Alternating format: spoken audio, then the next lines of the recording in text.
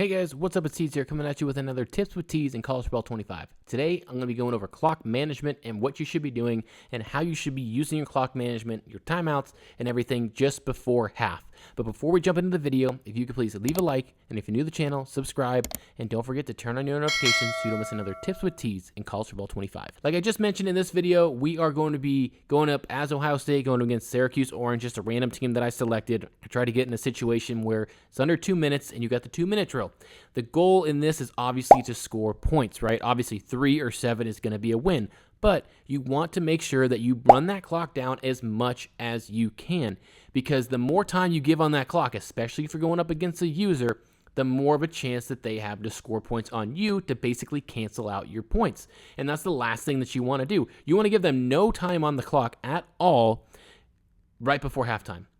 And if you have 3 timeouts and you have 30 seconds, that's not enough. I can easily score a touchdown or score a field goal with 30 seconds on the clock. And I'm not tooting my own horn here. I'm just saying that's not that difficult to do, because you only need a few plays. And if you hit a few outs as well, you can easily move down that field and get yourself in scoring position. So I'm going to show you in real time what I'm doing and what I'm thinking here, and usually what I do in these situations, okay? The reason why I'm currently here and just waiting in pause menu is so I can explain everything. And now let's jump into the live mode and get into it. I'm currently on the 25-yard line here. And it looks like a lot of my players are tired, which is not great because I just jumped into the game. But it is what it is. I'm going to start with a deep shot first, okay?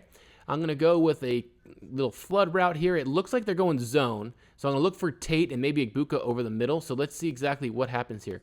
Egbuka looks like Tate, he's open down the sidelines, and I am able to get down the field. So notice that I was out of bounds.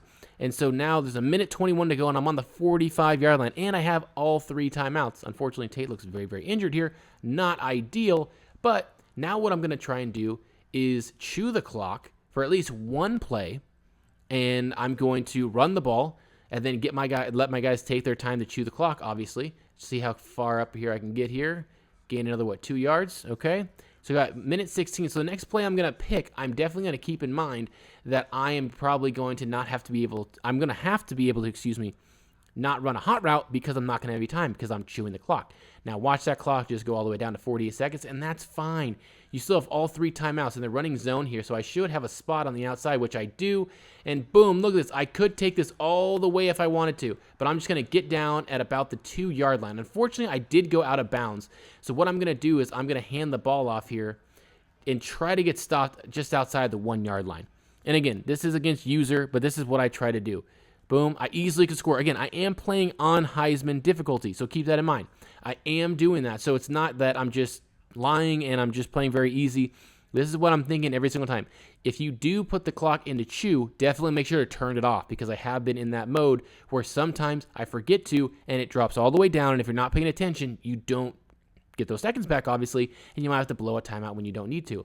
So now I'm going to run a run play up the middle, make sure everything's good. I have my numbers. Looks like they're going more man coverage here, even though it still looks like they could be going zone. I'm not sure.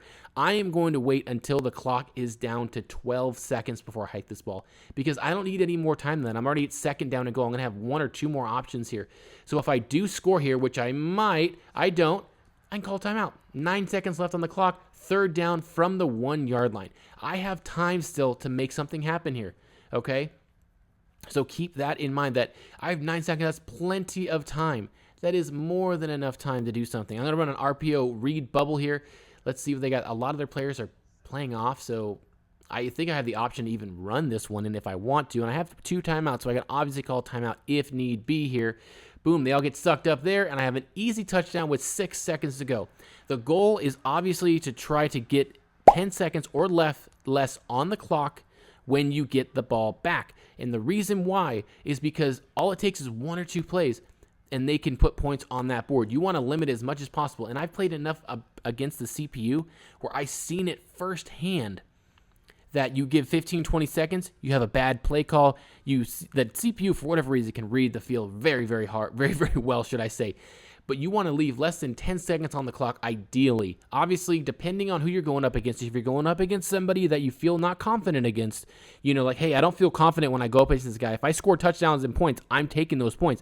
I get that. Then score your points. But you better be hoping that your defense can back you up in those situations, because if they don't, well, then you're going to keep yourself in a very difficult situation, and now they score, and maybe they cancel out your touchdown that you worked so hard for.